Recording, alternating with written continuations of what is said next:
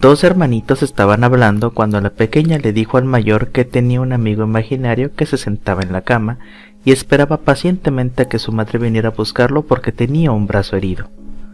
Su hermano le preguntó por curiosidad qué le pasaba en el brazo, pero no le gustó la respuesta, ya que la niña le explicó que había tenido un accidente y su brazo resultó herido, y que por eso lloraba. No le gustaba estar muerto.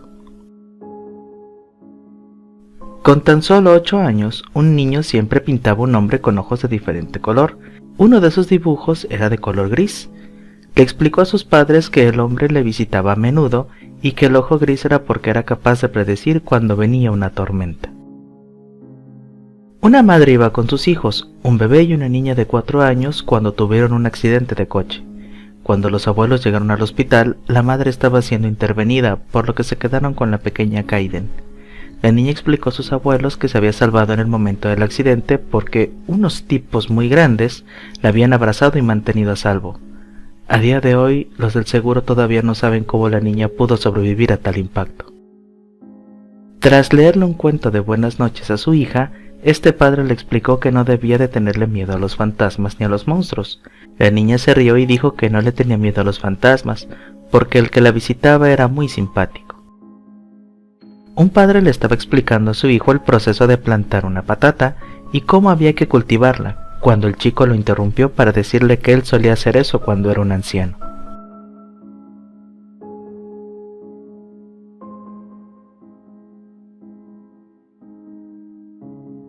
Eran las 3 de la madrugada y manejaba un trayecto de la carretera interestatal inusualmente vacía.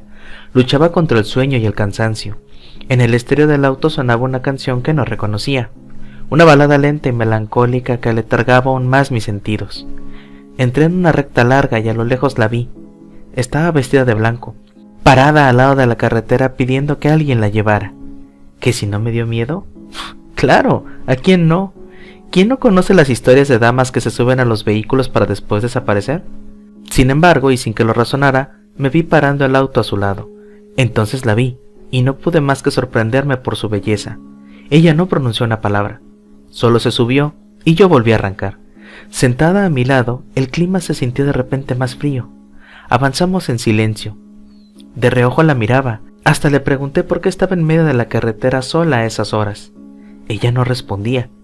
Insistí, pero ella solo señaló hacia unas casas que se veían a lo lejos. Me detuve y ella descendió y se enfiló hacia una de las casas. Estuve parado viéndola caminar hasta perderse entre la oscuridad. Arranqué y seguí manejando. Hasta el día de hoy no sé si lo soñé o si lo viví, pero tampoco quiero averiguarlo.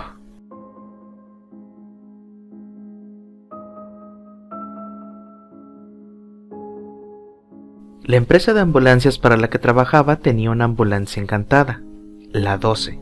Muchos paramédicos contaban historias sobre ella, pero yo nunca creí mucho en las cosas paranormales, hasta que tuve mi propia experiencia con la ambulancia 12.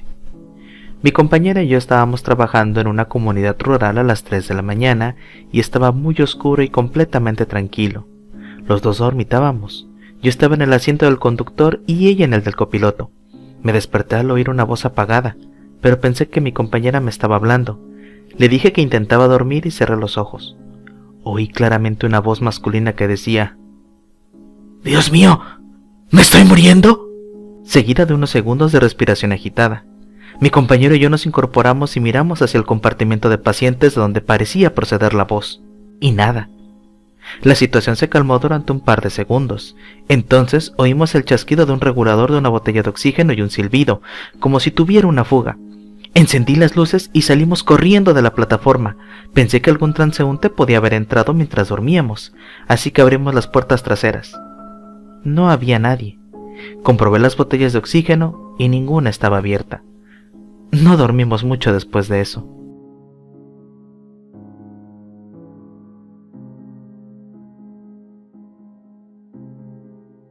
Era una madrugada oscura. Lucía, una niña de 10 años, se atrevió a entrar al cementerio que estaba cerca de su casa. Había oído que ahí se escondían fantasmas y monstruos, pero no le tenía miedo a nada. Llevaba una linterna y una mochila con algunos dulces que había robado de la tienda. Lucía caminó entre las tumbas leyendo los nombres y las fechas de los difuntos. Algunas lápidas estaban rotas o cubiertas de musgo, otras tenían flores marchitas y velas apagadas. Lucía se burlaba de los muertos, diciendo que eran unos cobardes y que ella era más valiente que todos. De repente, escuchó un ruido detrás de un mausoleo. Lucía se acercó con curiosidad, pensando que quizás era un gato o algún animal, pero cuando llegó al lugar se quedó paralizada de terror. Frente a ella, una figura emergía a través de la tierra. Tenía un rostro pálido y los ojos muy rojos, y en su mano derecha sostenía un cuchillo. ¿Quién eres?, preguntó Lucía con voz temblorosa. No lo sé. Yo solo recuerdo que estaba acabando con todos y después, negro, no pude escuchar nada más. Creo que se supone que debo estar muerto. Solo sé que tengo hambre. Niña, ¿tienes algo de comer? Sí, tengo unos dulces. No me has entendido, niña. Te pregunto por algo de comer. No tengo más. No sé qué quieres, suplicó Lucía, soltando la linterna y la mochila. Déjame ir, te lo ruego. Soy muy pequeña. La cosa se quedó viendo a Lucía y supo que por fin iba a comer.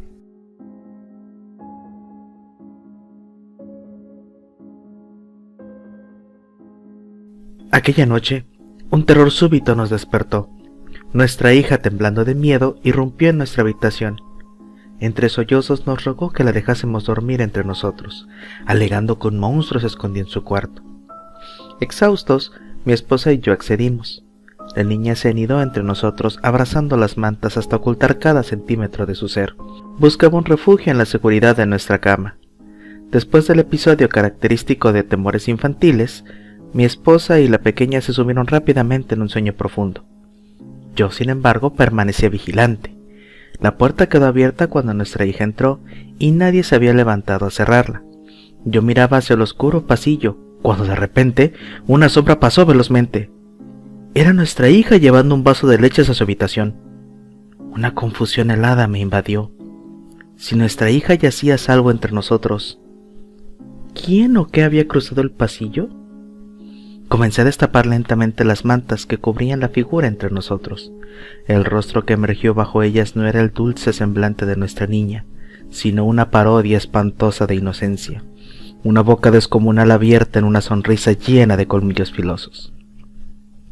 Antes de que pudiera gritar, la criatura susurró con una voz que destilaba la esencia de nuestras pesadillas, una confirmación de nuestros miedos más primitivos. Los monstruos bajo la cama sí existimos. La habitación se sumió en un silencio sepulcral, solo interrumpido por el latido de mi propio corazón. Una mezcla de horror y fascinación.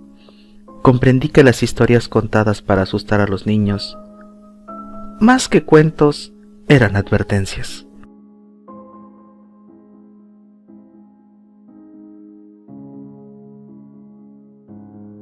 No ha salido el sol y aún faltan varias horas para que lo haga. Todo está oscuro, pero aún así te despiertas con la sensación de que algo va mal. Es como si alguien te estuviera observando. Nervioso, te revuelves en la cama y te das cuenta de que no puedes volver a dormir. Algo te ha espantado el sueño. Asustado, te das la vuelta y miras fijamente hacia el reloj que descansa sobre tu mesita de noche. La hora que marca es las 3 de la mañana y sientes un escalofrío.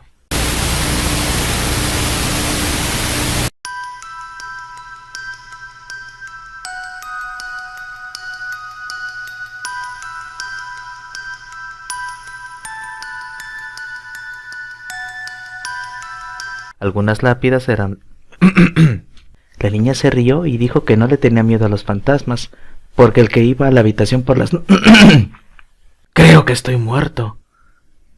Y no sé cómo es que estoy parándome aquí. No, ¿qué estoy diciendo?